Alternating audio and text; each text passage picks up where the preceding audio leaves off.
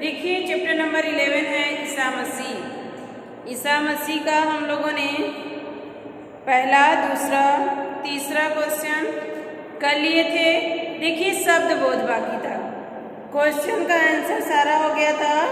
Last question था ईसा मसीह ने लोगों के अपराधों के लिए क्षमा मांगते हुए क्या कहा। तो ईसा मसीह ने लोगों के अपराधों के लिए क्षमा मांगते हुए कहा, हे पिता मुझे इन्हें क्षमा कर, क्योंकि ये नहीं जानते कि ये क्या कर रहे हैं। ये आपको लास्ट क्वेश्चन का आंसर लिखवाया गया था। अब आगे है शब्द बोध। चलिए देखते हैं शब्द बोध में पहला क्वेश्चन है शब्द बोध। ये बुक वर्क है बच्चों।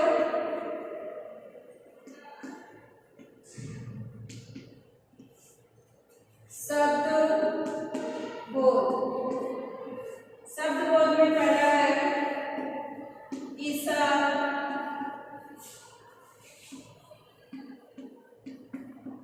मसीह के 4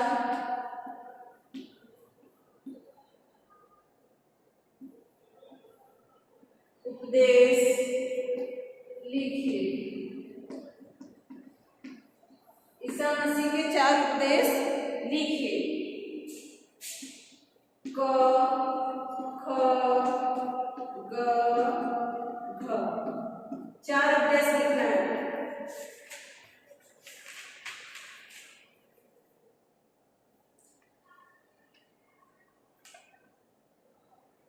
देखिए पहला उपदेश, तुम अपने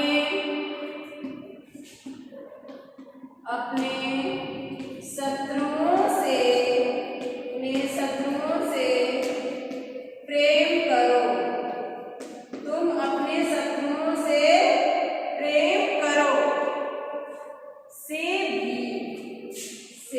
अपने शत्रुओं से भी प्रेम करो। ये पहला उपदेश है। तुम उनकी भलाई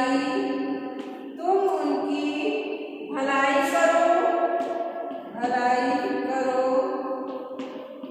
जो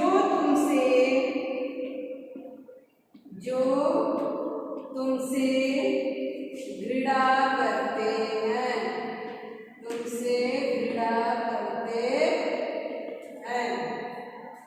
ठीक, इसके बाद है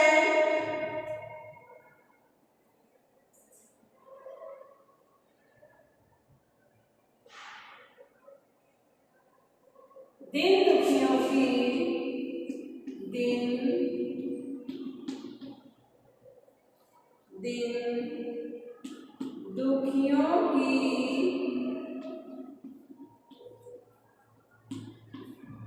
दुखियों की सेवा करो, उनकी सहायता करो।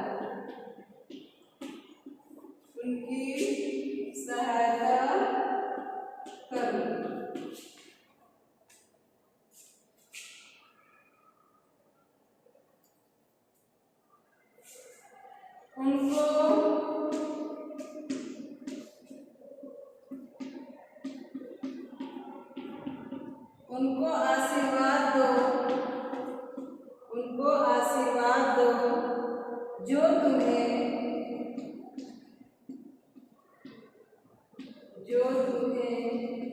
साथ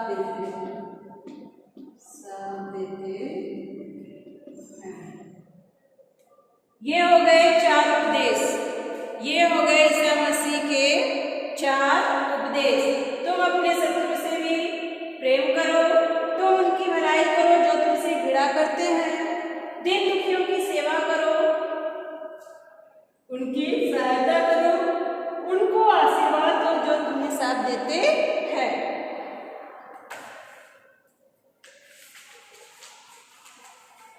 इसके बाद है दूसरा क्वेश्चन नंबर 2 है ये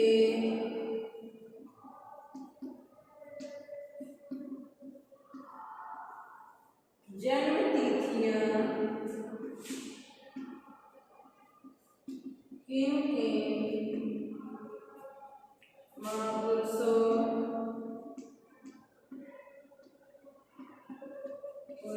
की है। किन किन महापुरुषों की है लिखिए। संबंधित पर्व का नाम भी लिखना है। देखिए दिया है जन्म तिथि,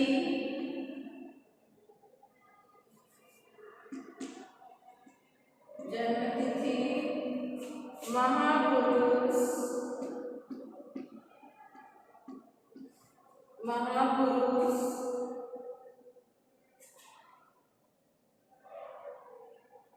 पर्व का नाम।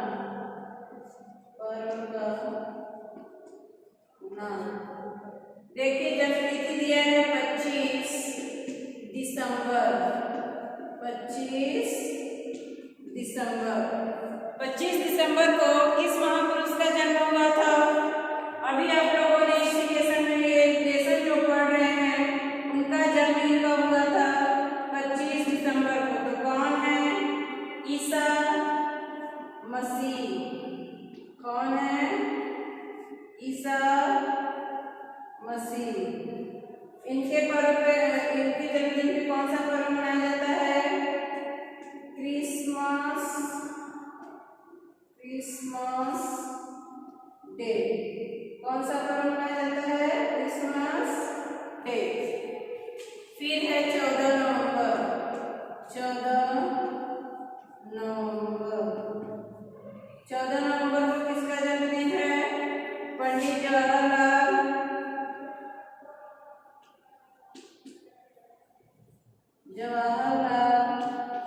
नेहरू जी का। इस पे हम कौन सा पर्व मनाते हैं? बाल दिवस। क्योंकि चाचा नेहरू को बच्चों से बड़ा लगाव था, इसलिए इनके जन्मदिन पर क्या मनाते हैं? चिल्ड्रन डे, बाल दिवस। इसके बाद है 2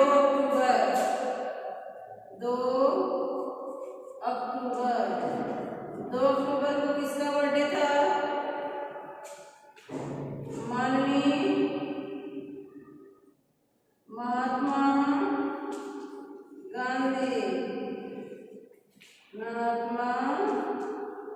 गांधी का पूरा नाम क्या था? मोहनदास करमचंद गांधी। इनके जन्मदिन पर क्या मनाया जाता है? गांधी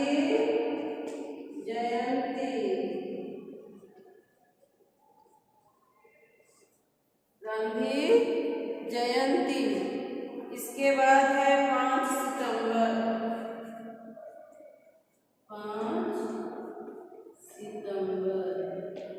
5 सितंबर को किसका महापुरुष का जन्मदिन है? डॉक्टर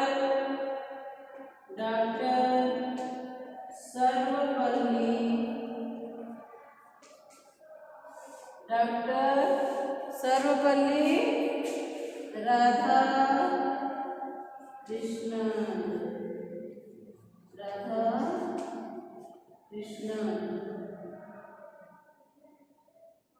इनके जन्म दिवस पे क्या मनाया जाता है?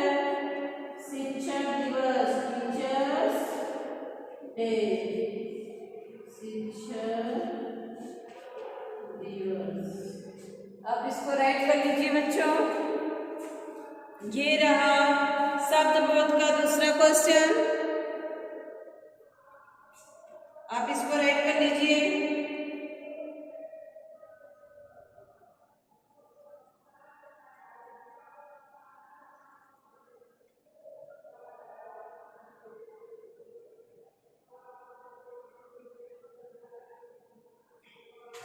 लिख लिए होंगे।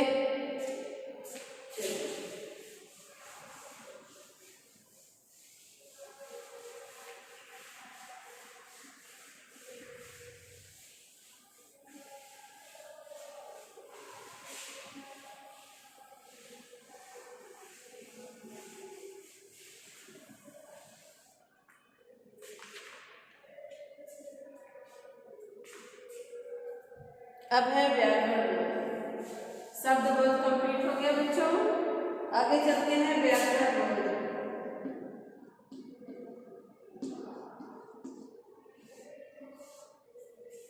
देखिए व्याकरण बोध में है पहला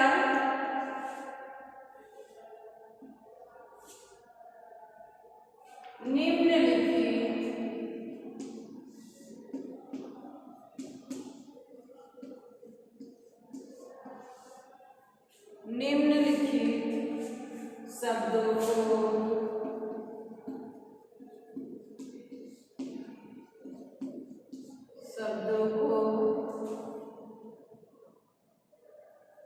वाक्यों में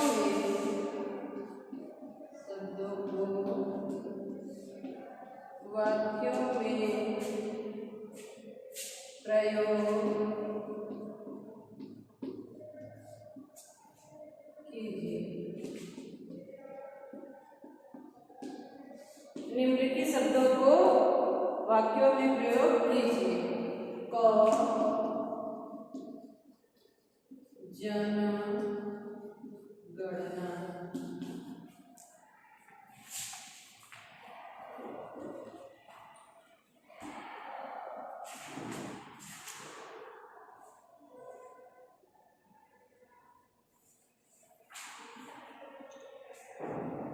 जनगणना के समय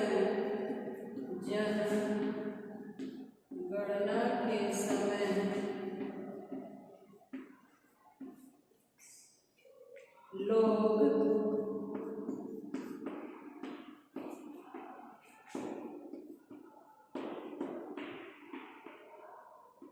अपने पैतृक गांव या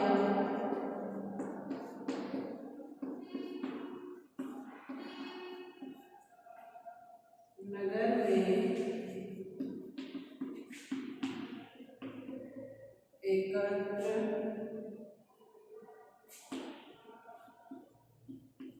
हो जाया करते थे।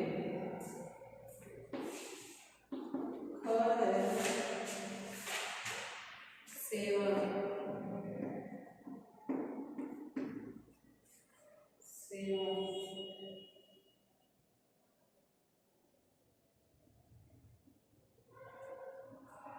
आसान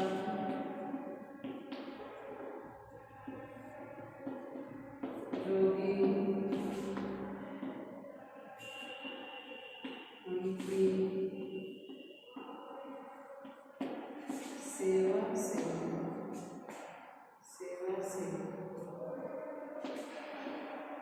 ठीक होने लगे।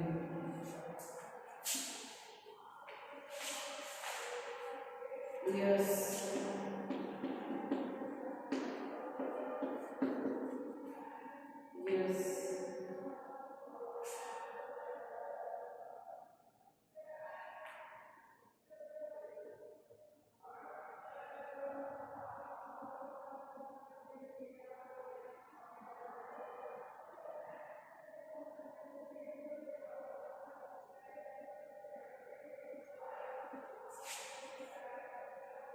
उनका उपदेश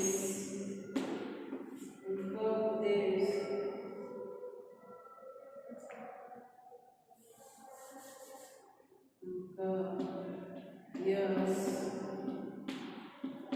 दूर दूर तक फैल गए। अपराधी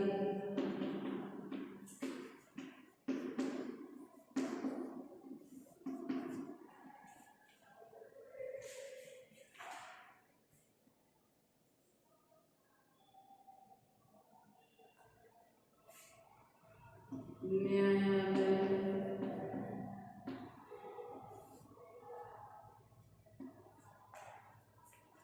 में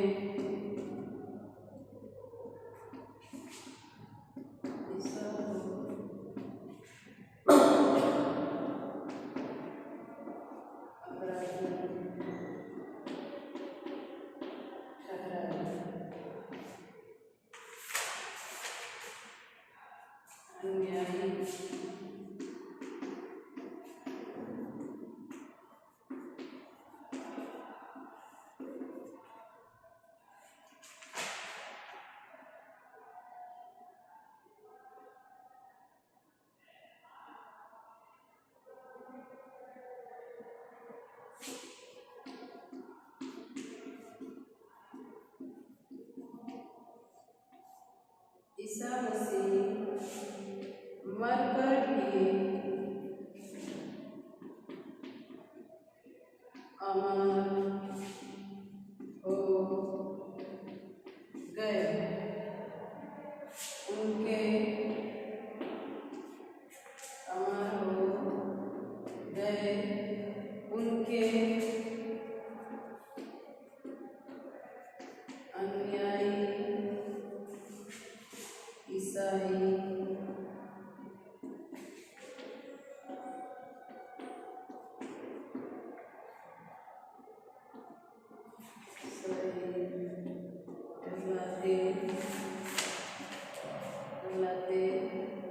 हैं।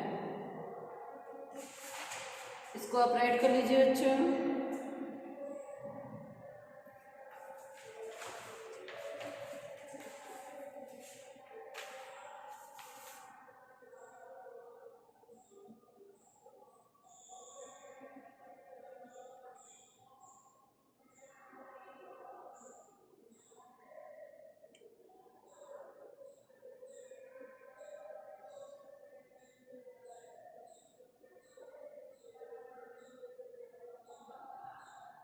इसके बाद देखिए बच्चों, इसमें दिया है दूसरा क्वेश्चन, निम्नलिखित अनुच्छेद को शुद्ध रूप लिखिए। तो निम्नलिखित अनुच्छेद को शुद्ध रूप लिखिए। तो इसमें दिया है ईसा मसीह ने लोगों को प्रेम से रहने का उपदेश दिया। उन्होंने कहा, पाप से घृणा करो, पापी से नहीं। न्याय के लिए कष्ट उठाने वाले तथा पश्चाताप करने वाले मनुष्यों को ही स्वर्ग का अधिकार प्राप्त होता है। तो इसमें हमें तो कोई अशुद्ध नहीं लग रहा है, सारा तो शुद्ध ही लग रहा है। तो इसको क्या करेंगे बच्चों, उसी को आप फिर से राइट कर लेंगे। इसके बाद दिया है, याद रखिए प्रयोग की दृष्टि से शब्द दो प्रकार के होते हैं, विकारी शब्द, अविकारी शब्द। तो विकारी शब्द वे शब्द प्रयोग होने पर, ये शब्द प्रयोग होने पर लिंग, वचन, रूप तथा कारक के अनुसार बदल जाते हैं, जिसे हम क्या कहते हैं, विकारी शब्द कहते हैं। जैसे घोड़ा का घोड़े, घोड़ों, और करना का करते, करके आदि। ये सब क्या होता है, जिसका रूप बदल जाता है, लिंग, वचन, रूप या कारक के अनुसार जिसका शब्द बदल जाता है, उसे क्या कहते हैं, विकारी शब्द कहते हैं। और अविकारी शब्द वे होते हैं जिसका शब्द प्रयोग होने पर अपना कभी भी रूप नहीं बदलता है, चाहे वो लिंग का हो, चाहे वचन का हो, चाहे किसी भी कारक का हो, के अनुसार वो नहीं बदलता है। जैसे आगे, पीछे, लेकिन, नीचे, ऊपर, ये सब क्या है, ये सब किसी भी लिंग या वचन या रूप के कारण ये अपना रूप नहीं बदलते हैं, उन्हें क्या कहते हैं, अविकारी कहते हैं।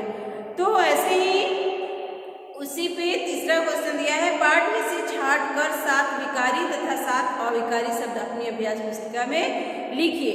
तो चलिए देखते हैं, आपको हम बताते हैं अविकारी शब्द पोयम लेसन में क्या है और विकारी शब्द क्या है।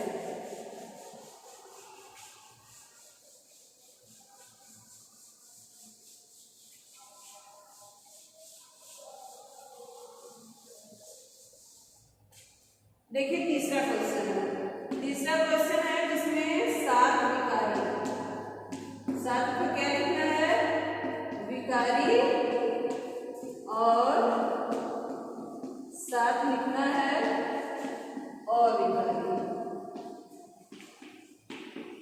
अभी आपने विकारी और अविकारी शब्द पढ़े हैं, इसमें यहाँ पे दिया हुआ है, हमको लिखवाने की जरूरत नहीं है।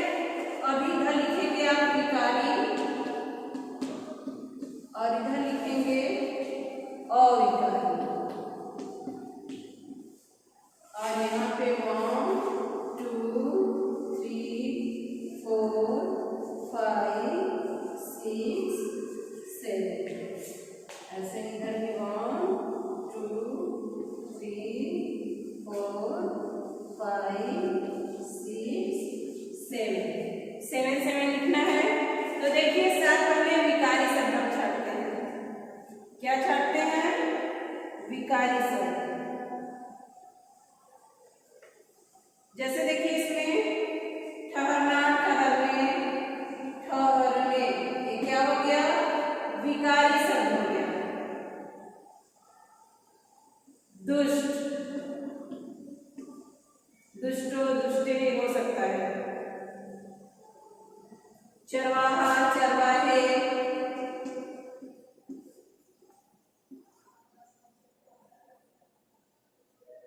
यहूदियों, यहूदियाँ, यहूदियों। क्रोध, क्रोधी, क्रोधित।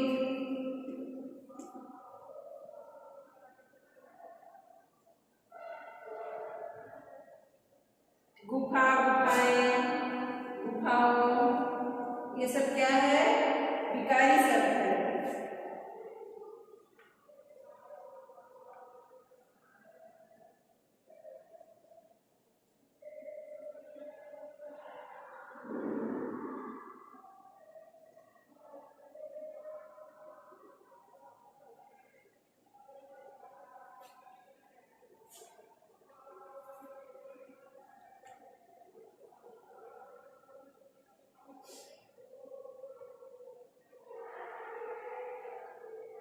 आशीर्वाद, आशीर्वादों।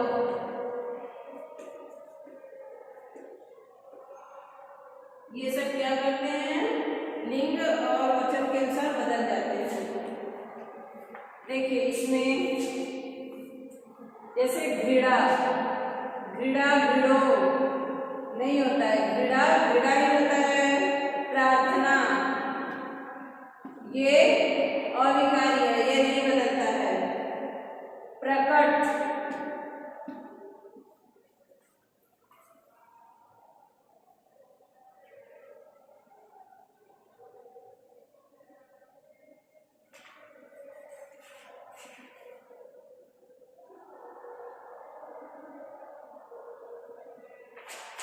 धन्य,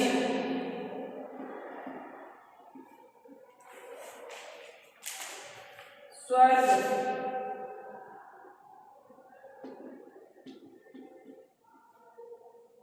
सांत्वना, सांत्वना, उपदेश, देशों, देश, देशों, न्याय,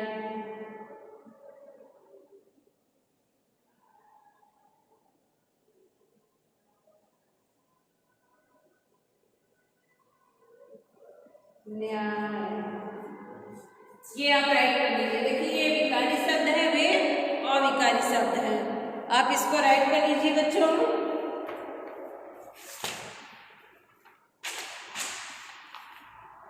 इसके बाद दिया है, देखिए ये व्याकरण पद आपका कंप्लीट हो गया। अब रचनात्मक कार्य में दिया है क्रिसमस यानी बड़ा दिन। क्रिसमस यानी बड़ा दिन के त्यौहार पर कुछ वाक्य लिखिए। तो आप क्रिसमस डे पे आप क्या करेंगे? आप सेल्फ लिख लेंगे, थर्ड में पढ़ रहे हैं। क्रिसमस डे पे क्या क्या होता है उसको आप लिख लेंगे, कैसे मनाते हैं। या फिर नहीं आएगा तो आप क्या करेंगे? गूगल से जाके सर्च करके आप लिख लेंगे। इसके बाद है चैप्टर नंबर 12 अनोखी मित्रता। ये हम आपको कल अपने वीडियो में पढ़ाया जाएगा। तब तक के लिए बाय बाय, गुड बाय।